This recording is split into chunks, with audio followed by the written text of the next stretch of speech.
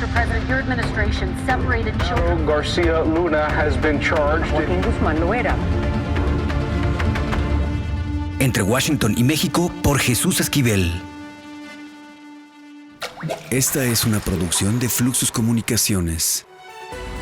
Este es el podcast de Entre Washington y México, con la agenda bilateral y sus protagonistas en voz de Jesús Esquivel.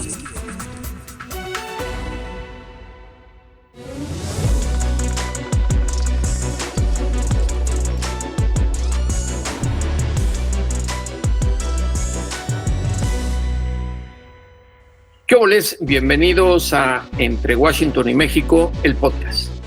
El tema de la presencia de los militares en toda la República Mexicana ha sido un punto álgido en el gobierno del presidente Andrés Manuel López Obrador, quien tajantemente niega que estemos militarizados. Los elementos que utilizan el uniforme color verde olivo están en todos los estados de la República. Son los encargados ahora de llevar a cabo las medidas que nos garanticen seguridad y paz, que antes estaba en manos de instituciones civiles, los policías. Para hablar de esta situación, le agradezco muchísimo a Sandra Ley, ella es coordinadora del Programa de Seguridad de México Evalúa, que acaban de presentar un reporte al respecto. Y me gustaría iniciar con Sandra, gracias por estar aquí, con la pregunta: ¿qué tan controlado tiene el Ejército y la Marina a los grupos que deben garantizar la seguridad en los estados y municipios del país? Gracias, Jesús, por la invitación. Y efectivamente en México Evalúa, en este nuevo reporte, la otra militarización, lo que examinamos es este proceso que pues no solamente va de esa presencia de integrantes del ejército en territorio nacional en cuanto a operativos, asumiendo funciones de seguridad pública, sino pues también hacer énfasis, Jesús, en que este ha sido un proceso de militarización desde los estados y los municipios, y en este caso ponemos atención a los estados, en donde uno de los pues puntos que destacan más es cómo hoy nos enfrentamos a un aumento sostenido en los nombramientos de integrantes de la Secretaría de Marina. No así de Secretaría de la Defensa, pero sigue siendo una presencia significativa, de tal manera que hoy el grupo más amplio dentro de las secretarías estatales de seguridad pública son aquellos secretarios con adscripción a las Fuerzas Armadas. 47% de los secretarios de seguridad pública en los estados pertenecen a Fuerzas Armadas. Ha habido, como te decía, un particular crecimiento de 2013 a 2024 de SEMAR en estas secretarías. Representaban el 3% en 2013 y hoy representan el 25%. Ha habido un aumento sostenido, particularmente en los últimos 3 años, y lo decías ahora, Jesús, en esta administración actual es en donde vemos particularmente ese crecimiento de SEMAR. De hecho, 60% de los secretarios de seguridad que provienen de SEMAR han sido designados en estados gobernados por Morena. Y junto con eso, otro de los fenómenos que nos llama la atención en cuanto a perfiles es que estas designaciones tienen una alta rotación en la titularidad. Apenas duran 2 años en promedio, pero tenemos lugares en donde duran todavía menos, y ese es el caso de Guerrero, Michoacán, Tlaxcala, donde en el periodo de tiempo que estudiamos 2011 a 2024 ha habido 12 secretarios de seguridad pública, es decir, casi 1 por año. Sí, justamente estaba yo pensando en el estado de Guerrero cuando hablabas, y creo que es por los malos resultados que han entregado, o puede ser también otra situación, que la presencia de los grupos del crimen organizado y la corrupción en las instituciones policíacas está muy arraigado. ¿Cuál es la visión que tienen ustedes en su informe al respecto? Sí, pues lo que termina ocurriendo es que tanto se trata de posiciones que terminan siendo utilizadas políticamente, Incluso si vemos las designaciones de civiles, Jesús, lo que observamos trata de personas abogadas que están al frente, con una visión más burocrática de estas designaciones, ¿no? No necesariamente con una visión de seguridad y lo que se necesita en materia de seguridad. Y al mismo tiempo, lo que terminamos observando, Jesús, es tenemos a secretarios de seguridad pública que llegan tan poco tiempo en picos de violencia, que no permitimos el desarrollo de una política de seguridad de largo plazo. Que tengamos o de mediano plazo, ¿no? Sí, ya ni siquiera de mediano plazo, Jesús, ni siquiera de mediano plazo, porque también, o sea, te estoy hablando del promedio duran 2 años, pero claro que tenemos a otros que duran apenas 9 meses, porque entonces llama a los estados, a militares y a marinos en escaladas de violencia, asumiendo que eso les va a dar cierto control sobre la violencia y va a mandar una señal al electorado de que algo están haciendo al respecto. Pero eso no pasa, entonces los cambian de nuevo. Y entonces, tanto no pueden contener la violencia como sacudes estos mercados criminales. Cada vez que llega un nuevo secretario, pues los grupos criminales están buscando también hacer saber quién es el que manda, ¿no? Hacerse sonar a través del uso de la violencia. Entonces también sacudes esos mercados y lo que terminamos teniendo es mayor violencia. Hoy por hoy lo que observamos estadísticamente es que aquellos estados, años con perfiles de Fuerzas Armadas en las secretarías, tienen tasas de homicidio mucho más altas en promedio que aquellos con perfiles de civiles o policías de carrera. Para darte el dato del 2022, por ejemplo, que es el dato más cercano que tenemos con información del INEGI, en aquellos estados que tenían secretarios de Fuerzas Armadas, tienes una tasa de homicidios por cada 100,000 habitantes de 80, frente a una tasa de homicidios de 34 en aquellos estados con perfiles civiles o policías de carrera. Es decir, estamos atendiendo un problema de seguridad asumiendo que simplemente el hecho de cambiar a un secretario no va a cambiar las cosas, con perfiles que no necesariamente lo pueden hacer, sin cambiar de raíz lo que subyace en cómo el crimen organizado se ha sustentado en el país, y que esto va a través de un sistema de seguridad y justicia que necesita una reforma mucho más amplia que simplemente la cabeza del titular de la secretaría. Ahora, te pregunto, y no sé si haya una respuesta concreta a esto, Sandra. Yo sé que ni tú ni yo tenemos una varita mágica que pueda ayudar a que la gente entienda lo que ocurre, pero hay la percepción de que estos cambios en las secretarías de seguridad a nivel estatal se utilizan también como chivo expiatorio para proteger a los gobernadores o gobernadoras de las entidades que padecen esta ola de violencia, porque todo indica que es asunto de la Secretaría y si no está funcionando, venga el siguiente o la siguiente a cargo de esta institución. Y creo que se deja de lado algo muy importante, la corrupción. Le das al clavo, Jesús, porque a eso me refería, a que no están atendiendo, estos cambios no atienden de raíz lo que ocurre detrás de estas escaladas de violencia, ¿no? Las redes de protección que subyacen, la profesionalización de las policías, ¿no? La depuración, si es que fuera el caso, de estos cuerpos policiales. Eso es lo que no está ocurriendo con esas designaciones. Y como bien dices, y lo atendí un poco al principio, es el uso político de estos puestos, ¿no? Lo que vemos, para mí fue muy significativo ver dos casos que recorremos en el reporte: Sinaloa y Colima. Sinaloa, un caso en donde tienes pues principalmente un grupo criminal que domina el territorio. Colima, un caso en donde tienes múltiples grupos que están peleando el territorio. Sinaloa, con militares que han estado al frente históricamente en la Secretaría, y Colima principalmente con marinos en los últimos años.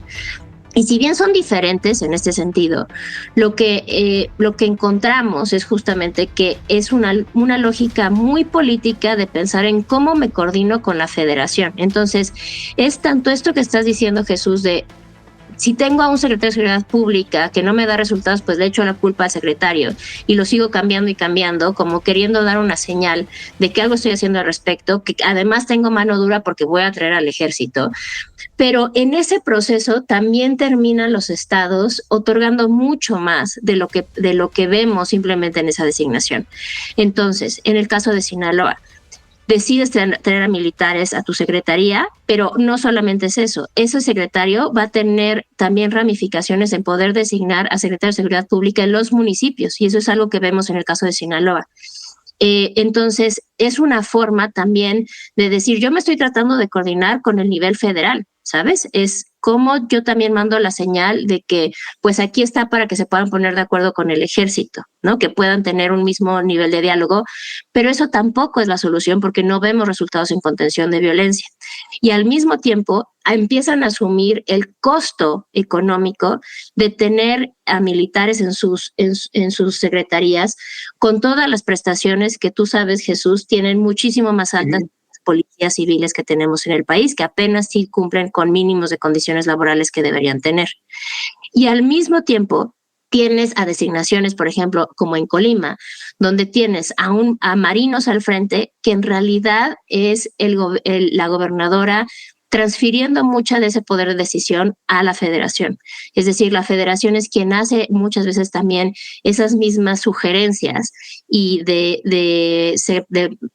integrantes de CEMAR para presidir esas secretarías, con la idea otra vez de que así nos podemos coordinar. Entonces, nuestro diálogo en común es la militarización, asumiendo que eso resuelve algo. Cuando no resuelve nada, lo único que está haciendo es que medianamente podamos tener un diálogo en una línea de política pública que no nos está resolviendo el problema de inseguridad en el país. Ahora, digamos que hasta antes de este sexenio del presidente Andrés Manuel López Obrador, los mexicanos teníamos la visión o la intuición de que los marinos y los elementos del ejército eran los más duros, los que tenían la capacidad tanto de entrenamiento como bélica de enfrentar a estos grupos que tienen aterrorizado a varios territorios importantes del país en los diferentes estados de la República.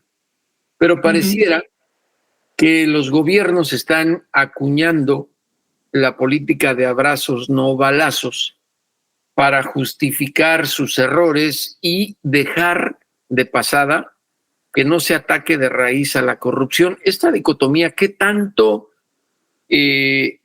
tiene efecto en lo que nos ocurre? O sea, ¿qué tan complicado es esto que no se puede resolver, o qué culpas tiene esa política de retórica de abrazos no balazos? Pues mira, en los hechos, Jesús, no hemos visto realmente lo de abrazos no balazos. Ha sido más bien una retórica a utilizar cuando en realidad vemos todo este uso de militares en distintos niveles de gobierno, con distintas, con conferencia de distintas facultades. Perdón que te interrumpa, Sandra, pero es que a lo que yo me refiero es que lo vimos en el pasado, sobre todo en el sexenio de Calderón y en parte del de Enrique Peña Nieto, que cuando el ejército recibía una orden de actuar contra grupos del crimen organizado específicos en ciertos sectores de los diferentes estados, entraban y tenían efectividad. Pero ahora pareciera que el uso de exmilitares o que estén en funciones para ocuparse de secretarías es nada más una especie de pantalla. Regreso al tema del chivo expiatorio, pero aquí lo que quiero preguntarte es, se están absteniendo de utilizar la fuerza que tiene el ejército y la marina precisamente por temor a hacer enojar a Palacio Nacional y contradecir su política de abrazos no balazos. Sí, a lo que ibas a decir que en términos de la retórica del abrazos no balazos es bastante cuestionable, pero que en el fondo estoy de acuerdo contigo de que esa es la retórica que más bien lo que ha permitido sostener es a no cambiar de raíz lo que ha mantenido al crimen organizado tan activo y todavía más violento en los últimos años, o sea, tan solo si vemos la última elección, ¿no? Y el proceso electoral, en donde, pues en lugar de atender de raíz lo que necesitaríamos, de analizar y investigar los casos de corrupción, de colusión, desmantelar esas redes de protección, toda esa agenda que no se desarrolló, eso es lo que nunca pasó. Y en ese sentido, pues podríamos estar hablando, Jesús, de haber abrazado en ese sentido el crimen organizado, de una manera que pues ha pasado en las últimas décadas de no cambiar de raíz la situación. Y efectivamente es el nombrar a fuerzas del orden, ¿no? A Fuerzas Armadas en este caso, mandar la señal de ya tengo un secretario de Seguridad Pública de militar o de Marina, estoy haciendo estos operativos sin cambiar nada de fondo, pues a estas alturas, después de una evolución de 2 décadas de crimen organizado, siendo sumamente activo, con penetración en la política, en la sociedad y en la economía, con gobernanza criminal, siendo los gobernantes de facto en estas comunidades, en realidad mandar a Fuerzas Armadas, a secretarías o operativos en general, es en realidad nada más ponerle un curita al problema cuando no estás cambiando la enfermedad de raíz, ¿no? Y en ese sentido estoy de acuerdo contigo, Jesús, que lo que tenemos hoy es simplemente estas señales muy con un corte electoral probablemente, sin cambiar nada de fondo, de tal manera que terminas, en ese sentido sí, abrazando al crimen organizado. Ahora, en su reporte, ya mencionaste 2 estados. Quisiera cuestionarte sobre cuál es la visión que tienen en esta investigación sobre 3 estados específicos que con mucha frecuencia son señalados, porque además de que están cerca de la capital del país, son otros que están plagados de inseguridad y violencia, y en donde ha habido cambios también en el corto plazo de los encargados de la seguridad: Estado de México, Morelos y Michoacán. Pues mira, te cuento un poco de esos perfiles. En el Estado de México han tenido en promedio en los últimos 13 años 8 secretarios de Seguridad Pública, Michoacán 12, entonces es de los que destaca entre los de mayores cambios, y Morelos 7, que está en el promedio. Entonces, digamos, son casos de alta y media rotación, más o menos. Además, dentro de esos casos, tenemos que en el caso del Estado de México han tenido principalmente mandos de corte civil, aunque recientemente en el Estado de México, bajo el nuevo gobierno, se hizo una designación de personal militar.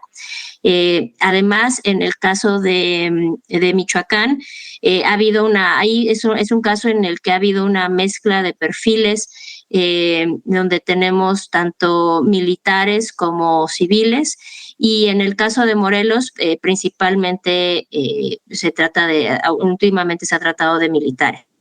Es decir, por lo que podemos percibir de los 8 cambios en el Estado de México, en esa entidad ahora gobernada por Delfina, la situación está empeorando. Cualquier persona lo puede leer así. ¿Puedes repetir la pregunta? Se cortó. Decía que por los 8 ajustes que ha habido en la Secretaría de Seguridad en este plazo tan corto en el Estado de México, podemos decir que en esa entidad que colinda con la capital, la situación, en lugar de mejorar, ha empeorado. Sí, el Estado de México ha tenido retos importantes, y en gran medida, Jesús, pues también tuvieron un cambio de partido que también vuelve a hacer, son ajustes importantes en todo un sistema y posiciones importantes, otra vez hablando de cómo la rotación y alternancia de partidos genera nuevas escaladas de violencia, que es algo en lo que tenemos evidencia muy clara. Y pues este sería un caso, Jesús, como lo referías anteriormente, en donde un nuevo gobierno de Morena pues se alinea con esta directiva desde el gobierno federal del mayor uso de jefes militares al frente de las secretarías, como una manera de coordinar una política de seguridad sin que otra vez tengamos realmente evidencia de que eso es lo que pueden hacer. Sin que te quiera poner entre la pared, para concluir esta conversación, la cual te agradecemos muchísimo aquí en Entre Washington y México, Sandra, es desde tu perspectiva y en conclusión, el uso de elementos de las Fuerzas Armadas en las Secretarías de Seguridad de las entidades federativas ha servido para algo o para nada? Pues tenemos evidencia de que en general los procesos de militarización no solamente no contienen la violencia, sino que la incrementan. Y hoy por hoy, con lo que tenemos en las secretarías, sabemos que tampoco están pudiendo dar los resultados que hemos pensado que nos darían, porque los estamos utilizando tanto políticamente como en picos de violencia, que no, sin hacer los cambios que realmente necesitarías para cambiar y revertir esas tendencias. Sandra Ley, coordinadora del Programa de Seguridad de México Evalúa, gracias por esta charla aquí en Entre Washington y México. Gracias, Jesús, un gusto. Lo importante es leer, con Fernanda Álvarez.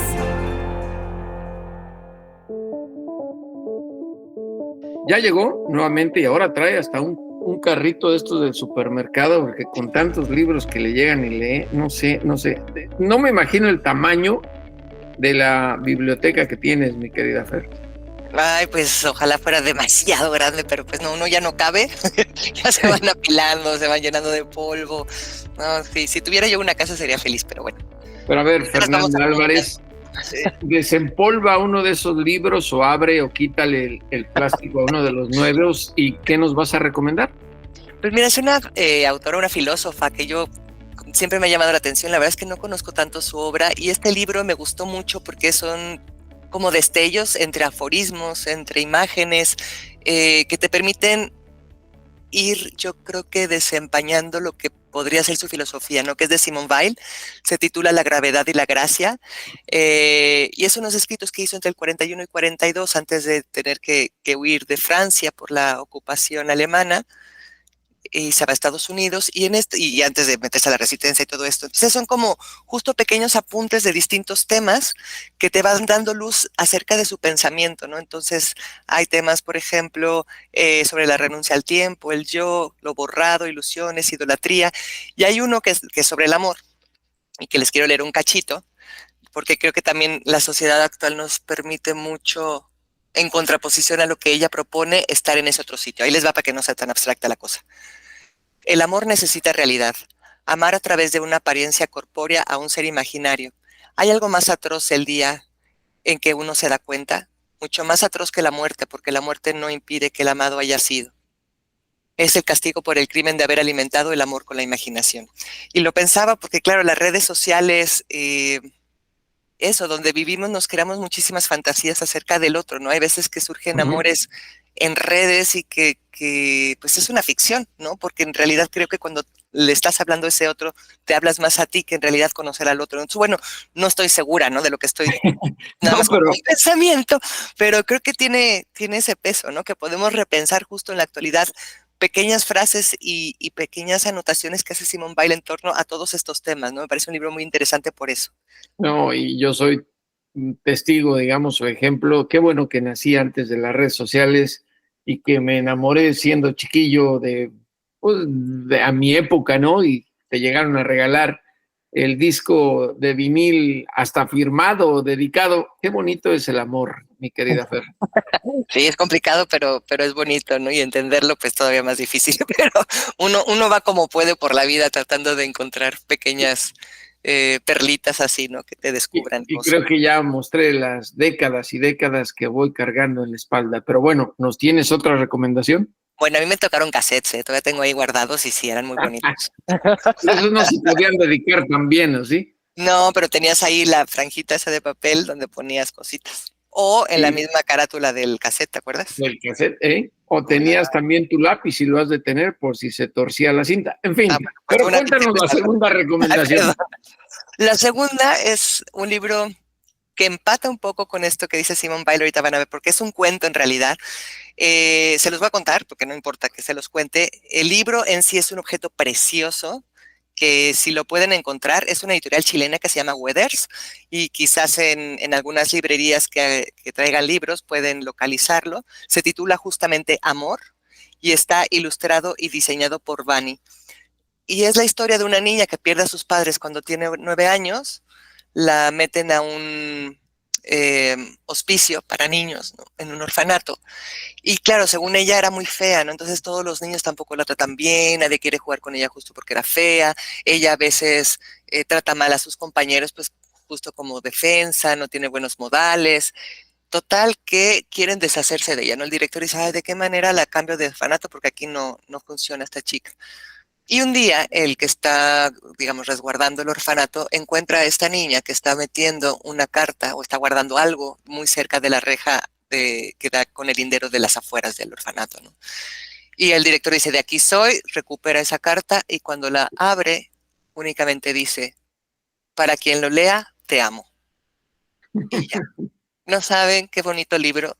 En momentos de sensibilidad, la verdad es que te hace llorar eso, ¿no? Porque, y es que en contraposición de Simone Weil, ¿no? O sea, ese ser que no está, podría ser una fantasía, pero también está esa necesidad de ser amados, ¿no? Y este libro que se titula Amor y que, insisto, es bellísimo, está troquelado, tiene, digamos, es un armado a mano, que por eso se los recomiendo mucho y que es precioso y que podemos platicarlo con los hijos, con los sobrinos, con quien ustedes quieran, pues tiene ese valor también de poner en otro sitio la necesidad de ser amados. Me hiciste recordar, eres muy jovencita para, no Hombre, sé si gracias. tú viste, aquellas tarjetas o calcomanías que tenían un hombre y una mujer en caricatura, desnudos, y decía amores, 3 puntos suspensivos, y terminaba comprarle sus campechanas a tu amada en las mañanas. Esto es más bonito, poético que las que me dices. Bueno, y después de estas rebanadas de amor, Fernanda, muchas gracias. A ti, Jesús, muchas gracias. Pucha Play con Gonzalo Lira.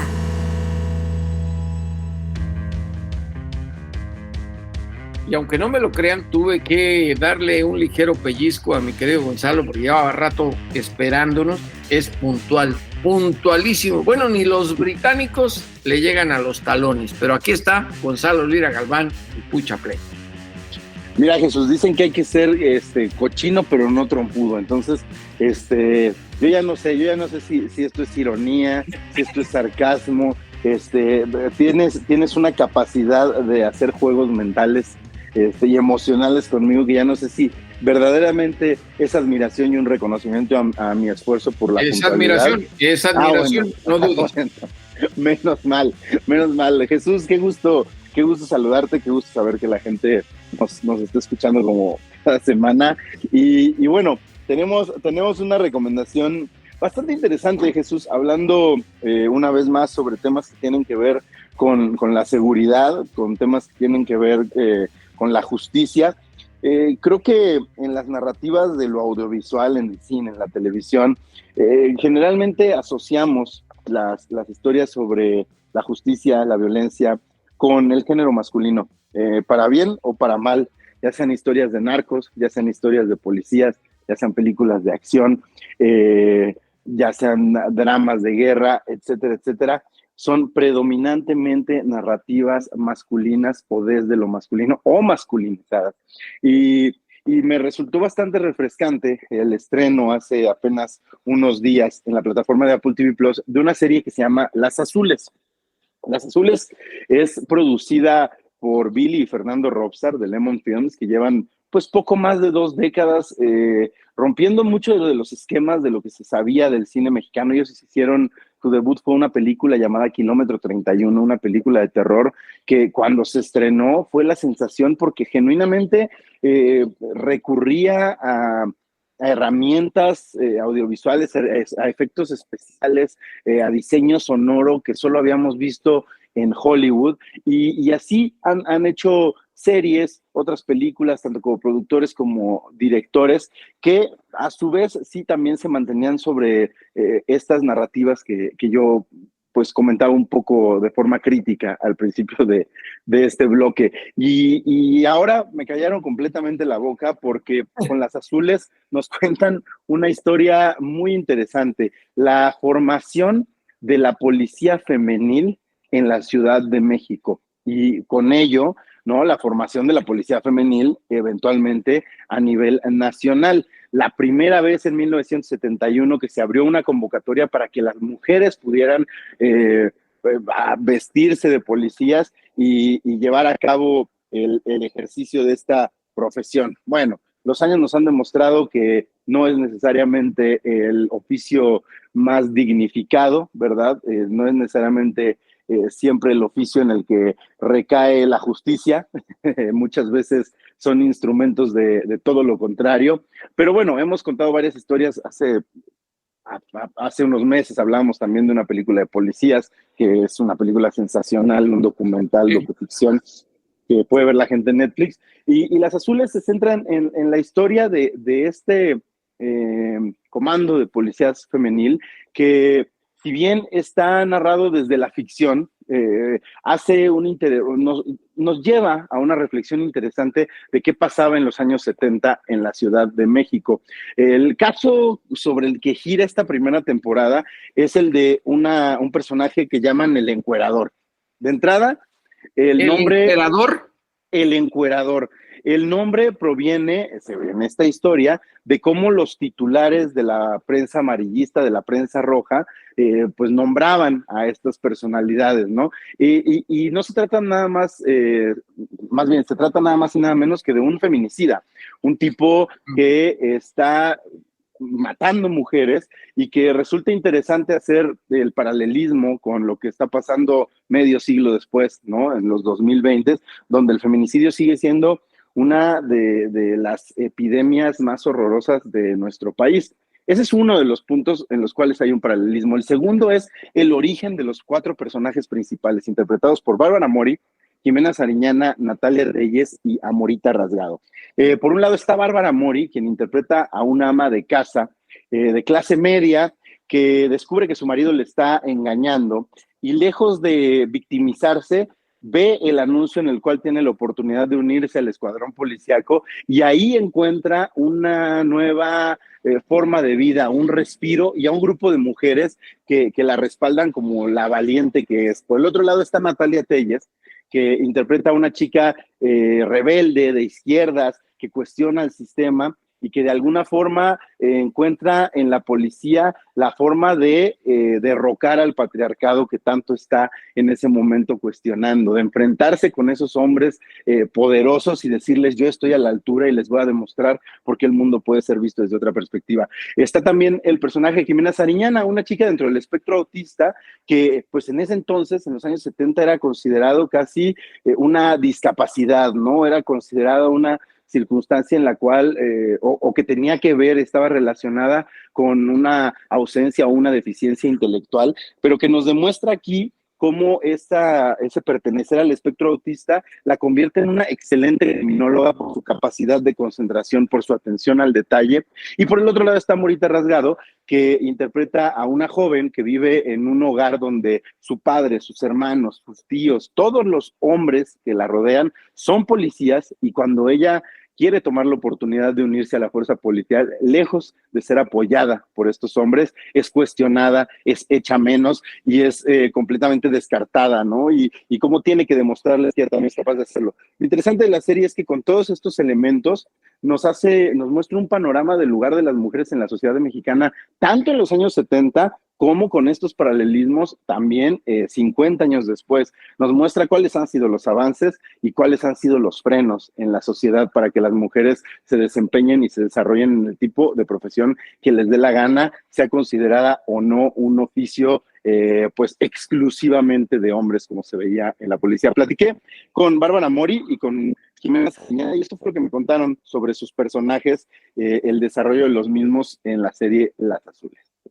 Pues digo, creo que en el caso de mi personaje, pues fue un personaje que a partir de como de esa decisión que se tomó desde un principio de pues, que Ángeles era una persona que estaba que estaba dentro del espectro del autismo, pues eso marcó mucho el cómo íbamos a construir la historia de Ángeles. Y fue muy bonito porque fue a partir de irnos informando y descubriendo lo que significa eso, y asesorándonos pues con una fundación y entrevistando a diferentes personas que están dentro del espectro y mujeres, y ver cómo se manifiesta y hacer preguntas pues muy personales de qué quieren y qué sienten y cómo viven sus realidades. Pues eso nos marcó mucho de cómo queríamos construir el arco de Ángeles. Entonces sí nos fue llevando por caminos muy inesperados, por cosas que Ángeles tiene la oportunidad de vivir, que nunca lo ha hecho, pero sobre todo con lo precioso que es y lo gratificante que es para una persona que con esa situación de ser aceptado por quien es y celebrado por lo que es capaz de hacer, ¿no? Que Ángeles es una analista brillante, que es instrumental en poder resolver el caso y atrapar al encuerador. Entonces, pues es muy bonito para ella, y le da muchísima seguridad el poder valerse así por sí misma y estar acobijada y acompañada de estas mujeres que la quieren y la aceptan. Pues fíjate que María, desde que Fer empezó a escribir la serie y empezamos a platicar mucho del personaje, de cómo era ella, de todas las cosas tan parecidas que tenemos María y yo, de esta búsqueda de perfección, ¿no? De hacer las cosas bien y muchas otras similitudes que tenemos con María. Se hablaba mucho de esta mujer que trata de ser la mujer perfecta, la mamá perfecta, de la familia perfecta, la esposa perfecta, la amante perfecta, o sea, como todo este estereotipo de la mujer perfecta, en donde María, de alguna manera, por la época y por las normas sociales y por la sociedad machista y todo, muchas veces no decía lo que pensaba. De hecho, nunca decía lo que no se atrevía a decir, oye, esto no me parece, oye, esto no estoy de acuerdo. Como que ella siempre aceptaba todo lo que era porque pues así era, ¿no? Tenía que ser la mujer perfecta, y la que la hace de pedo y la que cuestiona no es la mujer perfecta. Hasta que entra a la policía por razones muy distintas. Sin embargo, cuando entra a la policía, descubre que es capaz de hacer muchas más cosas que no tenía ni idea, como por ejemplo saltar del avión. Cuando ella salta el avión, para ella es como un despertar este salto, porque es como decir, wow, yo pensé que me podía morir aquí, yo nunca me imaginé que iba a hacer esto, y lo hice cabrón, y me paré, y estoy viva, y estoy sana, y wow, cómo se siente saltar. O sea, esta escena para mí es de las escenas más importantes que grabé en la serie, porque con esta escena ella le abre camino a empezar a hacer estas cosas que empiezan a transformarla, y entonces toda esta serie de cositas que ella empieza a descubrir de ella misma aquí, empiezan a hacer que empiece a decir que no, que empiece a decir, ¿sabes qué? No, sí me quiero graduar, no, sí quiero ser policía, y también puedo ser esposa, y también puedo ser mamá, y empieza a usar una voz que tenía, pero que no sabía que podía usar. Entonces, este personaje es hermoso. Pienso que puede ser muy inspirador para las mujeres que hoy todavía, en el 2024, viven con mucho miedo de ser ellas mismas por lo que va a decir la sociedad. Pues ahí lo tienes, Jesús. Las Azules no se van a encontrar con una película documental, no se van a encontrar con un retrato fidedigno, pero sí con una reflexión desde la ficción de pues estos cuestionamientos que se pueden seguir haciendo sobre el lugar de las mujeres a 50 años de la fecha en la cual está situada la historia que nos cuenta. Las Azules, ya lo saben, recomendación de Gonzalo Lira Galván. Gonzalo, un abrazo y hasta el próximo episodio con Pucha Play. Igualmente, un abrazo para ti. Y ahora sí, a los criminales y a los políticos, por favor, devuélvanos a ese México que nos arrebataron. Hasta la próxima, aquí en Entre Washington y México, el podcast. Esto fue Entre Washington y México, una revisión semanal por la agenda bilateral y sus protagonistas.